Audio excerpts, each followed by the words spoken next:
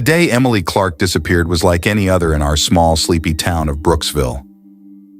As the town librarian, I knew most of the residents, including Emily, a cheerful young woman who often spent her afternoons buried in the pages of old, forgotten books. On that particular day, she came in, as usual, exchanging pleasantries with me before disappearing into the stacks. Emily had a particular fascination with local folklore, especially the eerie legends surrounding Brooksville's old abandoned church.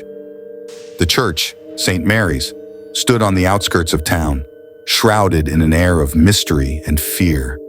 It had been abandoned for decades, ever since the tragic fire that claimed the lives of several townsfolk during a midnight mass in the 1920s. Rumors persisted that the spirits of the deceased still haunted the charred remains of the building. That day, Emily had been engrossed in a journal she found in the library's basement, which belonged to a former priest of St. Mary's. The journal was filled with cryptic entries about strange occurrences and sightings, culminating in a frantic warning.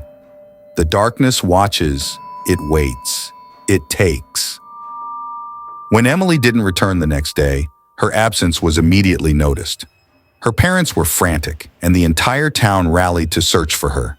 We combed the woods, questioned everyone who might have seen her, and checked every possible place she could have gone. But Emily had vanished without a trace. Days turned into weeks, and the hope of finding Emily alive dwindled. Her disappearance became an unsolved mystery that haunted Brooksville. The police had no leads, no clues, nothing to go on. It was as if she had simply ceased to exist. One evening, driven by a nagging feeling that I had missed something, I decided to revisit the library's basement where Emily had found the journal. It was a dusty, cluttered space filled with old books, forgotten artifacts, and a sense of eerie stillness.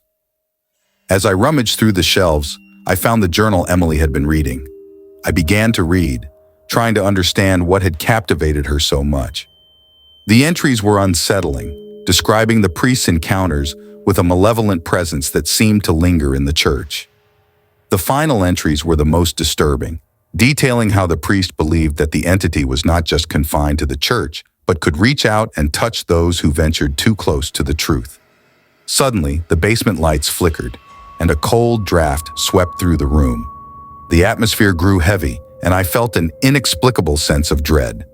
I turned to leave, but something caught my eye, a small hidden compartment in the floor. I pried it open and found a bundle of letters wrapped in old, frayed twine. They were addressed to the priest from various townspeople, all describing strange occurrences and begging for his help. One letter stood out. It was from a woman named Margaret, written just days before the fire. She described seeing shadows moving in the church, hearing whispers in the dead of night, and feeling an oppressive presence watching her. Her final words sent chills down my spine. I fear for my life. The darkness is coming for us all. As I read the letter, I heard a noise behind me. I turned, and there, in the dim light, stood a shadowy figure. It was barely distinguishable from the darkness around it, but its presence was unmistakable. My heart raced, and I stumbled backward, dropping the letter. The figure seemed to glide toward me, and an overwhelming sense of terror washed over me. I fled the basement, the figure's presence lingering in my mind. I never returned to the library basement after that night. The letters, the journal, and the shadowy figure all pointed to something beyond our understanding, something that had taken Emily and countless others. The town eventually moved on, but the mystery of Emily Clarke's disappearance remained unsolved, a dark cloud over Brooksville.